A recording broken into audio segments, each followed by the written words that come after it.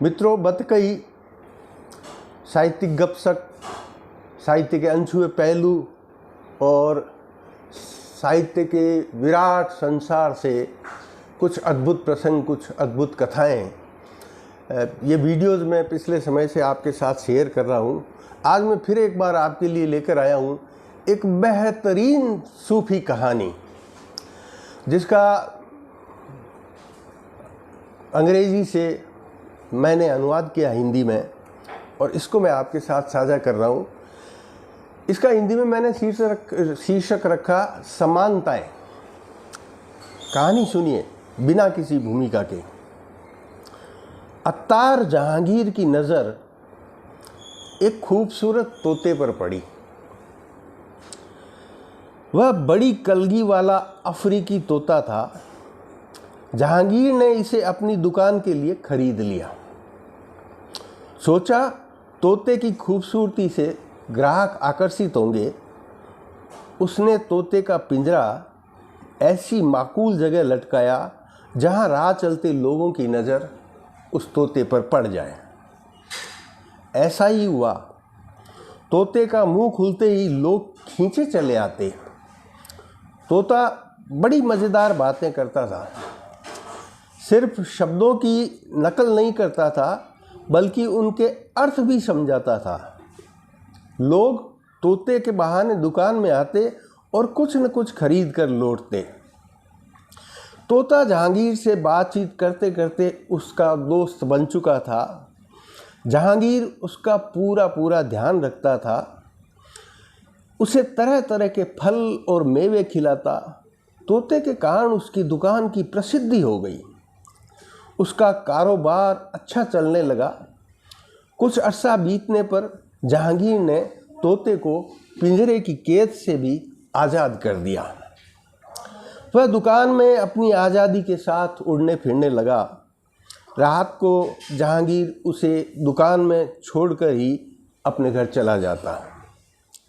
एक दिन सवेरे जहांगीर ने दुकान खोली और देखा कितनी ही बेशकीमती इत्र की शीशियाँ टूटी पड़ी हैं और तोता एक कोने में सहमा सिकुड़ा बैठा है। उसकी तकलीफ़ और गुस्से की कोई सीमा नहीं रही। आंखें फाड़े टूटी शीशियों और बहते इत्र को देखते उसने पूछा, कैसे हुआ ये सब? रात को किसी ने दुकान के आगे पटाखे चलाए। मैं मारे डर के फड़फड़ाता उड़ता रहा। इसी से यह सब हो गया, तोते ने हकलाते हुए जवाब दिया। जहांगीर का गुस्सा और चढ़ा। उसने तोते को दबोचा और उसका सिर जमीन पर रगड़ते हुए कहा, बेवकूफ़, तुझे क्या होना था? तू तो दुकान के अंदर था। जमीन की रगड़ से तोते की कलगी उखड़ गई और वह गंजा दिखने लगा। जहांगीर ने उसे फिर से पिंजरे में डाल दिया। खैर, कुछ दिन बाद जहांगीर का गुस्सा ठंडा पड़ गया और वह अपने नुकसान से भी उबर गया। बस एक नुकसान की भरपाई मुश्किल हो गई। अजनबी से नज़र आते तोते ने बोलना बंद कर दिया था।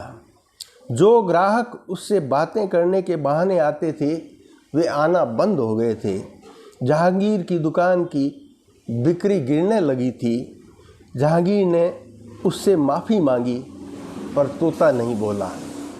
वक्त बीतता रहा। जहांगीर की निराशा बढ़ती गई।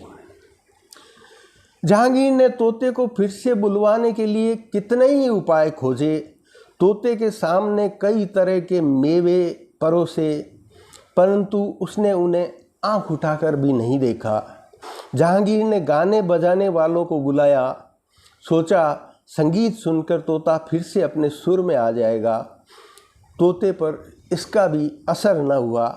एक आखिरी उपाय के रूप में जहांगीर ने एक मादा तोता मंगवाया और उसका पिंजरा गूंगे तोते के सामने रखा।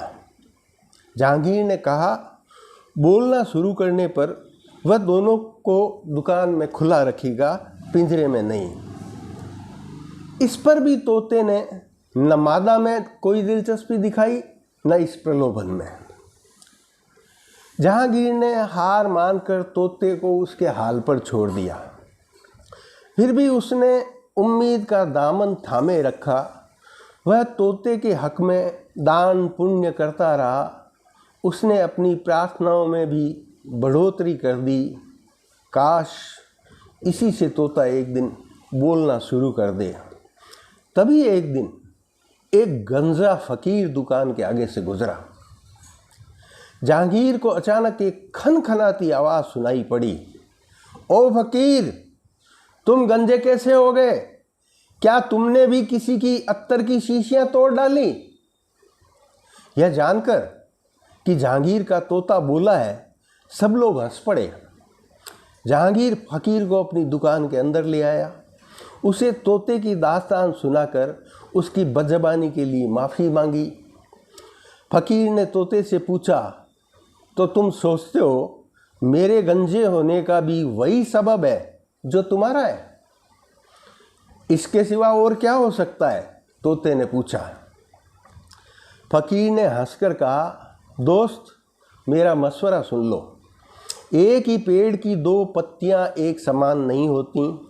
इसी तरह एक जैसे नज़र आने वाले दो इंसान भी समान नहीं होते। एक अपने तजुर्बों से सीख कर चलता है, जबकि दूसरा उनसे अनजान बना रहता है। फिर भी कई लोग उन्हें समान समझते हैं।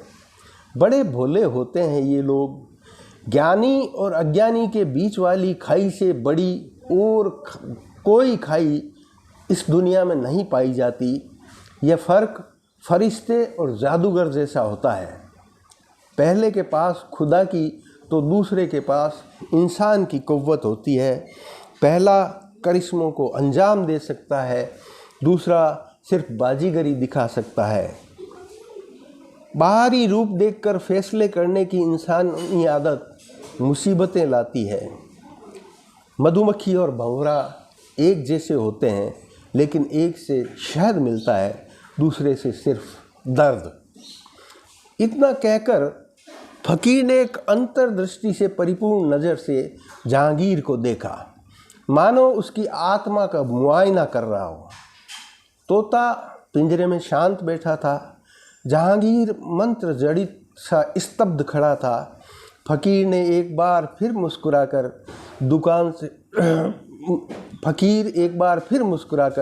दुकान से बाहर चला गया। होश आने पर जहांगीर फकीर को शुक्रिया कहने उसके पीछे दौड़ा, लेकिन फकीर अंतर्धान हो चुका था। बाजार में ऐसा एक भी आदमी नहीं था जिसने किसी गंजे फकीर को देखा हो।